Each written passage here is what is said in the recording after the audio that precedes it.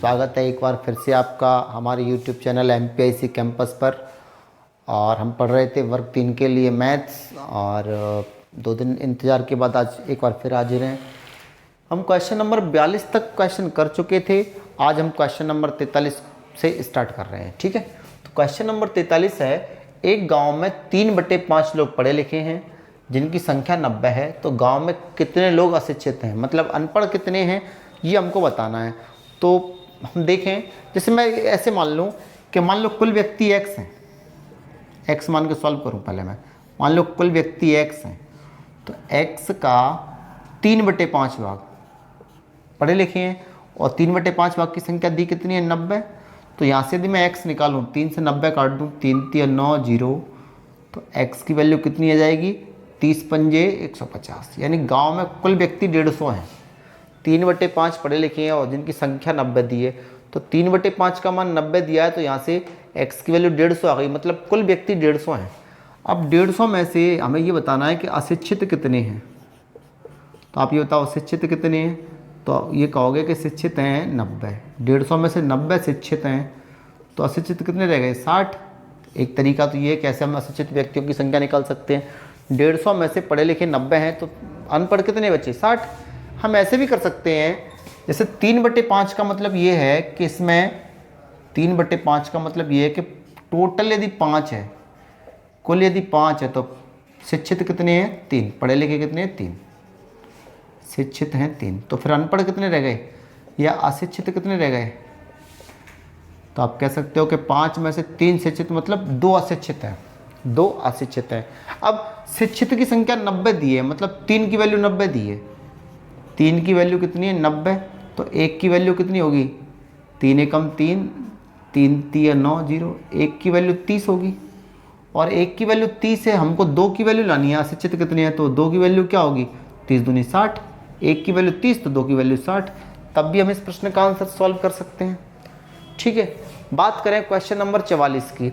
एक खंबे का 1/3 भाग सफ़ेद, 1/4 भाग काला और 1/6 भाग पीला है, शेष भाग नीला है, तो भाग कितना है, मतलब नीला भाग है कितना, ये बताना है। तो जैसे मैं एक तरीका तो ये है कि टोटल भाग होता है 1, टोटल भाग होता है 1 में से सफ़ेद भाग 1/3 घटा दूँ मैं, काला भाग 1/4 घटा दूँ और पीला भाग 1/6 घटा दूँ, तो जो बचेगा वो सब नीला है, तो नीला भाग अपने आप आ जाएगा। तो यहाँ से यदि मैं सॉल्व करूँ, एलसीएम आ जाएगा 6 चौके 24, 1 का भाग 24 में 24 बार, 24 एकम 24, माइनस 3 का भाग 24 में 8 बार, 8 एकम 8, माइनस 4 का भाग 24 में 6 बार, 6 एकम 6, 6 चौके 24, 4 एकम 4, 4 और 6 10 8 18, और 24 में से 18 घटा दें तो 6/24, 6 एकम 6, 6 चौके 24, यानी वो भाग बचेगा 1/4, यानी सवाल का आंसर आएगा 1/4 भाग।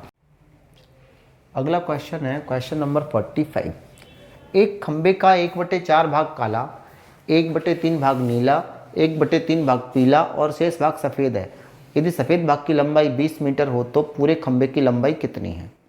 ठीक है, तो ये क्वेश्चन भी जस्ट ऐसा ही है जैसा कि पहला क्वेश्चन था, है ना। तो सॉल्व कैसे करेंगे, जैसे मैं ये कहूँ कि खंबे की पूरी लंबाई 1 मान ली मैंने, 1 में से 1/4 भाग काला है तो वो हटा दिया, 1/3 भाग नीला है वो भी हटा दिया, 1/3 भाग पीला है वो भी हटा दिया, और शेष भाग सफ़ेद है। तो पहले मैं ये पता कर लेता हूँ कि शेष भाग है कितना। तो पूरी भाग में से यानी 1 में से जितने भाग हमने निकालने थे वो निकाल दिए, काला, नीला और पीला। एलसीएम लें, एलसीएम आएगा 12, तो यहाँ 12 माइनस 4 का डिवाइड 12 में 3 बार, 3 एकम 3, 3 चौके 12, 4 एकम 4, 4 एकम 4, तो 4 4 8 3 11, 12 में से 11 घटाए 1, यानी 1/12 भाग। ठीक है, 1/12 भाग ऐसा है जो सफ़ेद है, पूरे में से ये जो भाग थे वो घटा दिए, तो सफ़ेद भाग पर रह गया 1/12। अब सफ़ेद भाग की लंबाई दी कितनी है, 20 मीटर, यानी 1/12 की वैल्यू 20 मीटर है, 20 मीटर। तो यहाँ से 1 का मान निकालें, तो 1 का मान क्या आएगा, 12 दूनी 24 और 1 0, 240। इसका मतलब है कि पूरे खंबे की लंबाई 240 मीटर है, क्यों, क्योंकि पूरा भाग हम 1 लेके चले थे। ठीक है, तो पूरे खंबे की लंबाई कितनी है, 240 मीटर। ऐसे ही क्वेश्चन है क्वेश्चन नंबर 46। एक खंबे का 1/3 भाग कीचड़ में है, 1/3 भाग जल में और शेष 12 मीटर जल के बाहर है। खंबे की कुल लंबाई कितनी है ये पूछा गया है। तो मैं मान लूँ कि पूरा भाग है 1, इसमें से 1/3 भाग कीचड़ में है, 1/3 भाग जल में है। तो शेष भाग रह जाएगा वो अब निकाल लेते हैं जो कि जल के बाहर है। 3 एलसीएम, 3 - 1 - 1, 1 और 1 2, 3 में से 2 घटाए 1 यानी 1/3 भाग। अब 1/3 भाग की लंबाई दी कितनी है 12 मीटर, तो 1/3 भाग 12 है, तो पूरा 1 का मान क्या हो जाएगा 12 तिया 36, यानी इस सवाल का आंसर कितना आएगा 36 मीटर। तो इस तरह के जितने भी क्वेश्चन हैं उन्हें हम आराम से कर सकते हो। अब बात करें और आगे क्वेश्चनों की, तो अगला क्वेश्चन है क्वेश्चन नंबर 46 के बाद 47। 47 वाला जो क्वेश्चन है वो भी लगभग ऐसा ही है। देखो कर लेते हैं 47 वाला क्वेश्चन। 47 पे है, यदि 2 किलोग्राम चावल का मूल्य, यदि 2 किलोग्राम चावल का मूल्य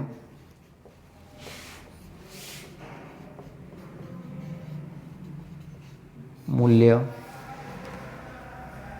50 रुपये हो तो 2 किलोग्राम नहीं है 2/3 किलोग्राम है। 2/3 किलोग्राम चावल का मूल्य 50 रुपये हो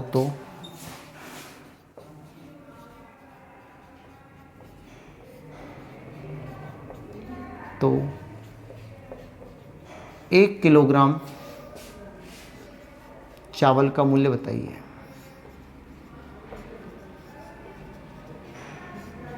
या 1 किलोग्राम चावल का मूल्य कितना है। अब इस क्वेश्चन को करें, ठीक है, सिंपल सा क्वेश्चन है, आप सब जानते हो कि 2/3 किलोग्राम चावल का मूल्य 50 है। 2/3 किलोग्राम चावल का मूल्य कितना है 50, तो 2 की वैल्यू कितनी निकलेगी 50 थी अब 75, अब 2 की वैल्यू 75, तो 1 की वैल्यू कितनी आएगी 37.5।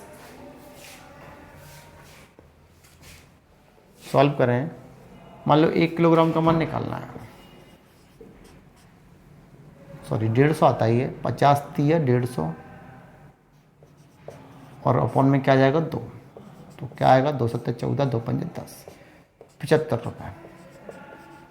इसको ऐसे निकाल सकते थे कि 2 की वैल्यू क्या निकलेगी 50 थी 150, 2 किलोग्राम 150 का, तो 1 किलोग्राम 75 का। ठीक है, अगला क्वेश्चन 48।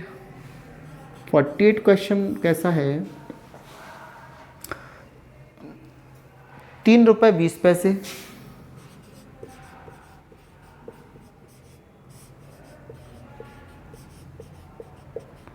और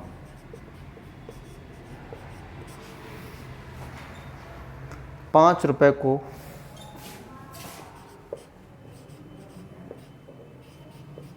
5 रुपये को भिन्न के रूप में व्यक्त कीजिए। भिन्न के रूप में व्यक्त कीजिए, माने इनको भिन्न के रूप में हमको लिखना है। तो 3 रुपये 20 पैसे और 5 रुपये की क्या भिन्न बनेगी, देखो 1 रुपये में 100 पैसे होते हैं, तो 3 रुपये में पैसे हो जाएंगे 300 और 20 पैसे ये हैं, तो पैसे कितने बन जाएंगे 320। बात करें 5 रुपये की, तो 1 रुपये में 100 पैसे, तो 5 रुपये में 500 पैसे। 0 से 0 कैंसिल आउट, 2 से काट सकते हैं हम, 25 दूनी 50 और 16 दूनी 32। इसका मतलब ये है कि हमारा आंसर आएगा 16/25, यानी हमारी जो भिन्न बनेगी वो क्या बनेगी 16/25। ऐसे ही क्वेश्चन नंबर 49 की बात कर लेते हैं। क्वेश्चन नंबर 49 है, यदि मैंने थोड़ा जल्दी मिटा दिया हो तो आप वीडियो को पीछे करके आराम से देख सकते हो। क्वेश्चन नंबर 49 में हम देखें, अगला 49 वाला क्वेश्चन क्या है, भिन्न 5/6 में क्या जोड़ा जाए कि वह 10/7 हो जाए। एक भिन्न 5/6, अब इसमें क्या जोड़ें, तो मैं मान लेता हूँ कि x जोड़ें और प्राप्त क्या करना है हमको 10/7। ठीक है, अब यहाँ से x की वैल्यू निकालें तो 10/7, इस 5/6 को इधर लाए तो माइनस क्यों जाएंगे 5/6। कुल मिला के एक वैल्यू आएगी 7 और 6 का एलसीएम 42, 7 का डिवाइड 42 में 6 बार, 6 का 10 से मल्टीप्लाई 60, 6 का डिवाइड 42 में 7 बार, 7 पंजे 35, 60 में से 35 माइनस करेंगे तो 25 और बटे 42, यानी वो संख्या 25/42 होगी जिसे 5/6 में जोड़ने पर क्या प्राप्त हो जाएगा हमको 10/7। बात करें क्वेश्चन नंबर 50 की, एक सही 3/100 किस दशमलव भिन्न के बराबर है। तो एक तरीका तो ये है कैसे, ये मिश्र भिन्न है, विषम भिन्न बना लो, 100 एकम 100 और 3 103/100। ठीक है, नीचे से जब 2 जीरो हटाएंगे तो ऊपर 2 अंक बाद दशमलव आएगा, यानी आंसर क्या आएगा हमारा 1.03। नीचे से 2 जीरो हटाएंगे तो ऊपर 2 अंक बाद दशमलव, यानी आंसर क्या आएगा 1.03, यानी बी वाला ऑप्शन।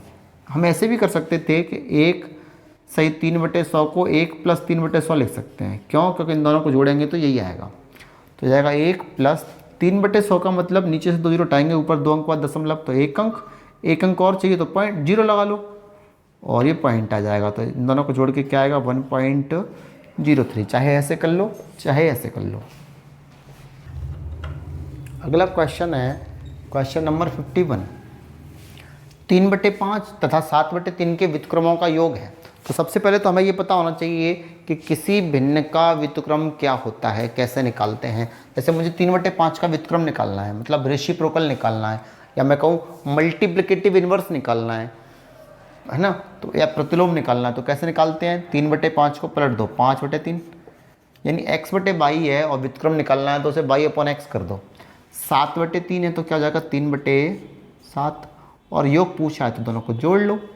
एलसीएम 3 और 7 का 21, 3 का डिवाइड 21 में 7 बार, 7 पंजे 35, 7 का डिवाइड 21 में 3 बार, 3 3 9, 35 आएगा ये। 35 और 9 कितना होता है 44, तो 44/21 इस सवाल का आंसर आ जाएगा। बात करें अगले क्वेश्चन की, 70 का 4/5 भाग 112 के 5/7 भाग से कितना कम है। तो पहले मैं 70 का 4/5 भाग निकाल लूँ, 5 से काट दूँ, 14 पंजे 70, 14 चौके 56। का मतलब गुणा होता है, यहाँ देखूँ का मतलब गुणा करके 7 से काट के 7 एकम 7, 7 छक्के 42 और 16 पंजे 80। तो ये वैल्यू तो 80 आ रही है और ये वैल्यू 56 आ रही है। पूछा है कि इससे ये वाली कितनी कम है, तो 80 से 56 कितनी कम होती है। 80 में 56 माइनस करके देख लो, 4 और 2 24 कम हो जाएगी।